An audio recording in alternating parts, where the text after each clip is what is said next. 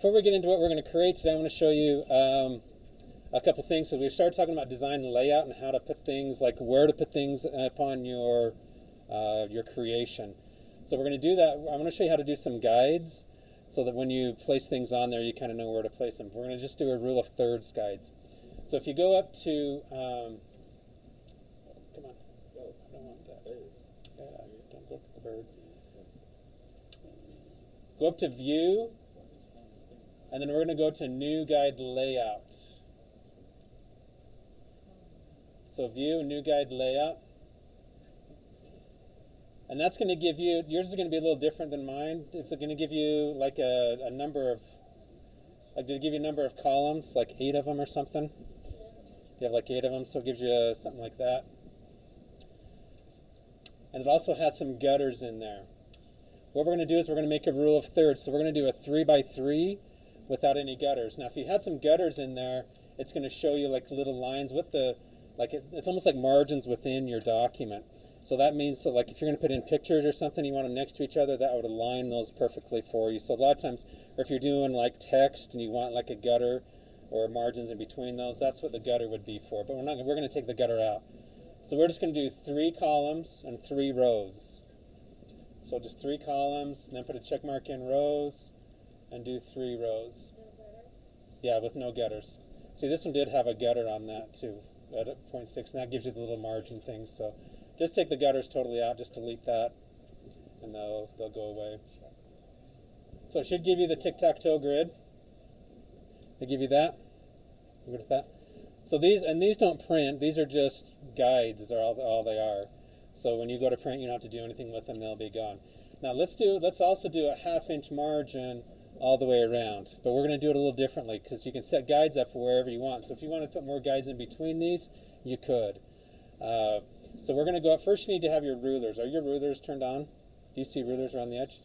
Okay, if they're not, same thing. You go up to View, and then there's a rulers right down about 2/3 of the way down.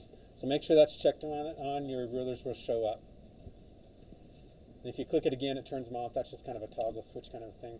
So with your rulers on, go over anywhere on your left ruler and just click and hold. We're going to click and hold and drag. And what that does is that pulls out a guide. Okay, and let's do that on a 1/2 inch. So just go over to your 1/2 inch. And that's, you want your rulers along the top. We're going to do a 1/2 inch margin on this side. And then let's do a 1/2 inch margin on this side. So we did one 1/2 inch, then the other one we're going to do at 16.5. It'll tell you. As you're dragging, you'll see numbers in there. So as you're dragging, you'll see the 1/2 inch. And get close. It's hard to. Yeah, it kind of gets a little frustrating. If you zoom in, it's easier to get the 1/2 inch part. Yep, 1/2 inch on both sides and 1/2 inch on top and bottom. So we're going to go to the top, drag down, go down to 1/2 inch. Okay, now on margins, another thing you want to think about when you're designing, especially when you're using text, don't ever put text outside those margins. A lot of times I'll get students that bump their text right up along the edge. You really don't want to do that. Now it's different if you want to put, like if you have we're going to do some brush things today, or you have an image or something, you're welcome to put those on the edges. That's okay, but text, always leave text off of that edge. Unless it's like, it has to be very, very intentional that you're doing. If you have something large that you're putting, like a title that you're putting across here and you've cut off some of the words, something like that would be okay. But otherwise, keep your text off of those, off the edges. A lot of times you will also create, and we probably should get into this sometime, they call it a bleed, and you'll use margins like this for a bleed. What a bleed is when you send something to the printer. Let's say you do an announcement for somebody's wedding. So you've got this picture in there, and it's in a perfect 5 by 7. When you send this 5 by 7 to the printers, they don't print it on a 5 by 7 because a printer won't print to the edge. So they print it on like an 8 by 10, and then they cut out the edges. So if you send in a perfect 5 by 7, when they start cutting, they might not get exactly on that 5 by 7. So you might end up with a little white line on the edge.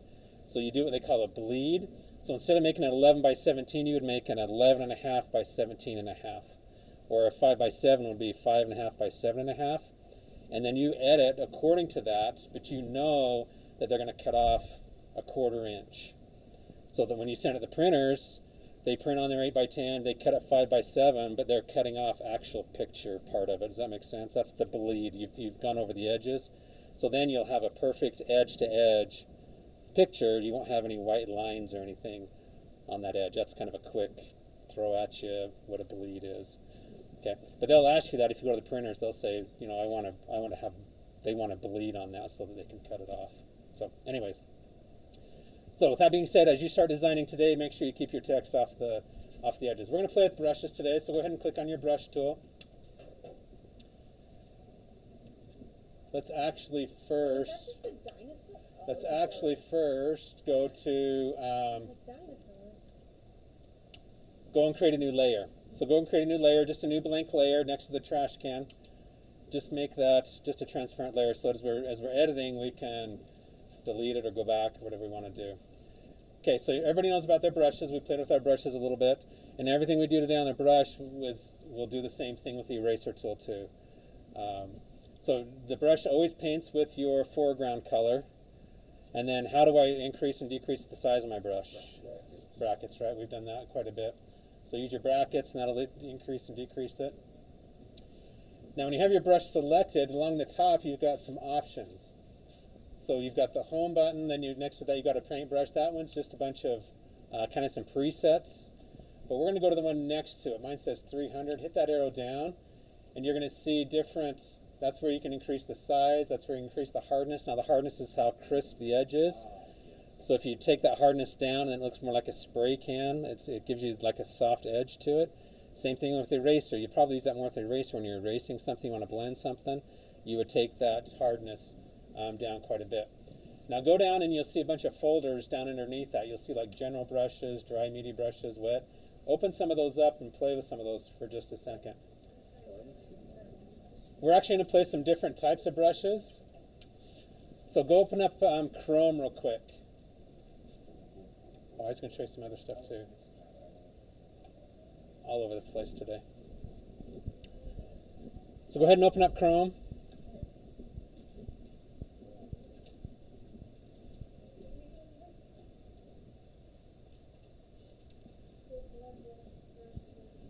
And we're going to search for free Photoshop brushes. So type in free Photoshop brushes.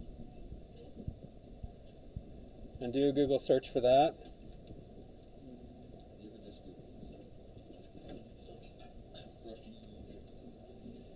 And then you're going to get a whole bunch of them. The one we're going to use today, though, is down about 6 or 7.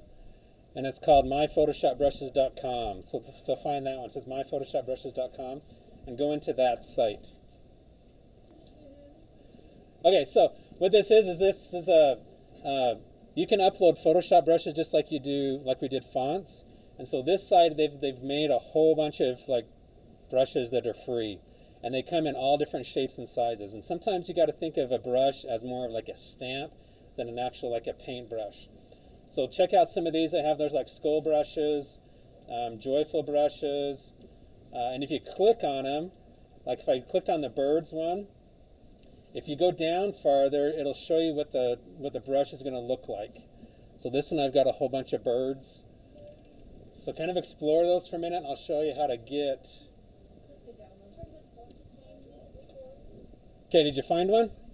Okay, so now on that page, you're going to go up to the green download button. Don't go to the top download because that's an ad. You can tell it's an ad because it has the X and the box around it. So just click on the green download button. That's going to download your fonts. Hopefully you're in Chrome.